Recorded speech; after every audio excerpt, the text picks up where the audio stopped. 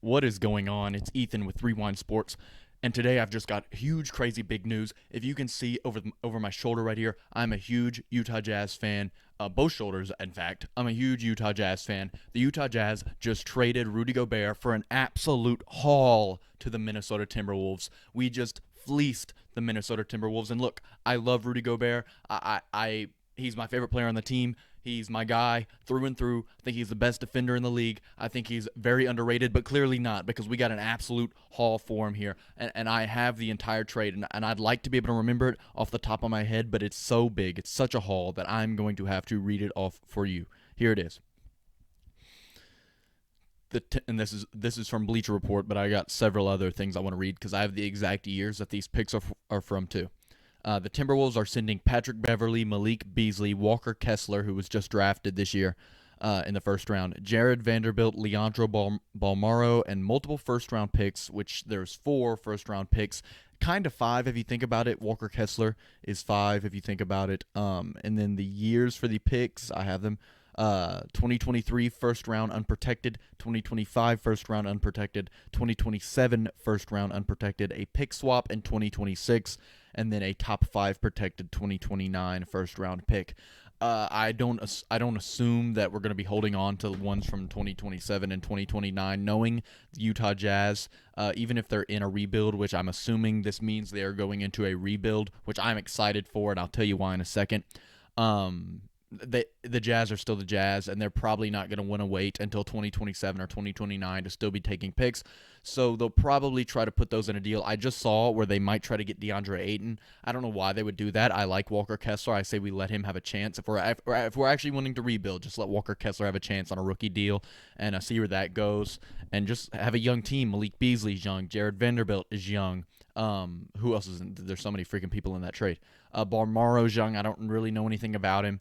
And then I think they're obviously Patrick Beverley. I don't assume will be on the team for very long. He will probably get traded in the preseason. And I gotta find it again. Oh my lord, where's it at? Yeah, no, that's it. Malik Beasley, Walker Kessler, Jared Vanderbilt. So if I had to assume, I would say Malik Beasley, Walker Kessler, and Jared Vanderbilt will be on the roster next year.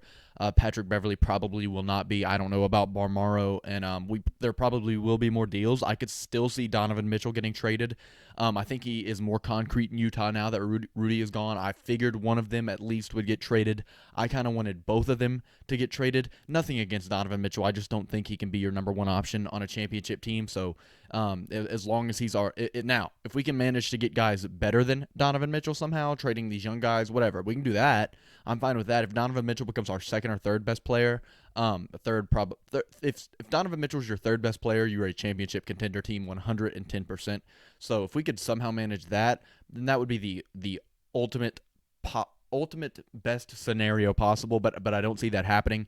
I think this is going to be a rebuild, multi-year rebuild, something the Jazz are not used to. The Jazz are the most consistently average team in NBA history. They make the playoffs every single year, but do nothing every single year. So I'm excited.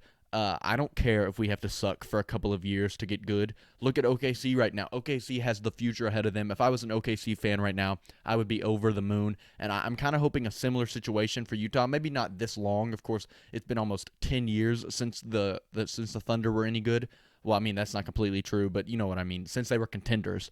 And so I don't know if I want to wait 10 years, but I would wait a solid 4 or 5 years to contend, to have a genuine contending team. I think that's the kind of stuff you have to do in the NBA. We saw Milwaukee do it with Giannis, and we're seeing Dallas do it right now with Luka.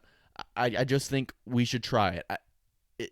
Everyone makes the case that no one wants to come to Utah because it's Utah, and that we have to draft well or keep the guys that we have. But I don't think that's 100% true. Obviously, you have to draft well, and I think Utah has a solid track record of drafting. We got Donovan Mitchell and Rudy Gobert. We got Rudy Gobert who made this haul happen.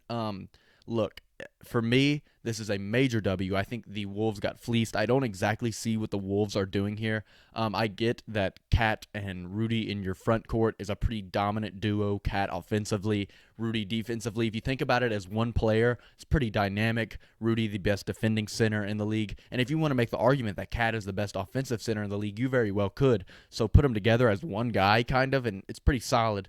But they did just trade a ton of their depth to us and their future to us. So I guess the Wolves are trying to win now, which is a little odd. The Wolves were nowhere on my radar when it came to the Rudy Gobert trade thing. I had a feeling he was going to get traded, and I kind of wanted him to get traded as much as I like the guy, but the Wolves were never there. I mean, it's just weird for me because they already have their franchise center. Now, did I think the Wolves may make a move in the offseason? Yeah, I mean, if they wanted to win with Cat, then they probably needed to, but this was not the one I expected. Honestly, I thought if the Wolves were going to trade for anybody on the Jazz, I figured it would be Donovan Mitchell. But they got Rudy Gobert. I guess that's what they wanted to do, the classic Wolves move. I don't really see it going well for them. The Jazz, on the other hand, I think have finally accepted that they need to go into a rebuild. Stop being so mediocre. Plan for the future. Be decent years down the line. And not just decent, hope to contend for a title. Get young guys. Get picks. Draft well. Work. Actually make the front office work a little bit. They haven't done that in a while. And I'm happy to see that they finally accepted that they're going to have to. When it comes to Donovan Mitchell, again, I could see him getting traded still. And if he does get traded, I'm not going to be sad about it because that tells me that we're going into a full rebuild. Look, you're going to see a lot of people from Utah, a lot of Jazz fans. I'm not from Utah, but I'm a Jazz fan, saying that they don't want to go into a full rebuild. They don't think Utah can do a full rebuild because it's Utah, and no one wants to show up at Utah. No one in free agency is going to sign with Utah. But look, no one in free agency is probably not going to sign with OKC, and look what they've done. So I think a full rebuild is what the Utah Jazz need. Look, if you want to be mediocre every season, the Jazz has been the perfect team for that over the last forever. Legitimately, for 2+ decades, mediocre play has been their strong suit. But I don't want to be mediocre anymore. I would like to contend for championships, and I think sometimes to get to that level, you have to reset, and I think the Jazz are finally accepting that that is what they need to do. This Gobert trade is massive. It's massive for the entire offseason. Look, if Utah's getting this big of a haul for Rudy Gobert, what do you think people are going to get for Kevin Durant, or what do you think Brooklyn's going to get for Kevin Durant? So this kind of is the first major moment, big trade in the offseason this year. I'm glad I get to talk about it as a Jazz fan and give you my opinion as a Jazz fan. But yeah, that's all I've got to say about the situation. I'll probably write a blog about it. I'll probably make a TikTok about it if you want to keep listening to me talk about the situation.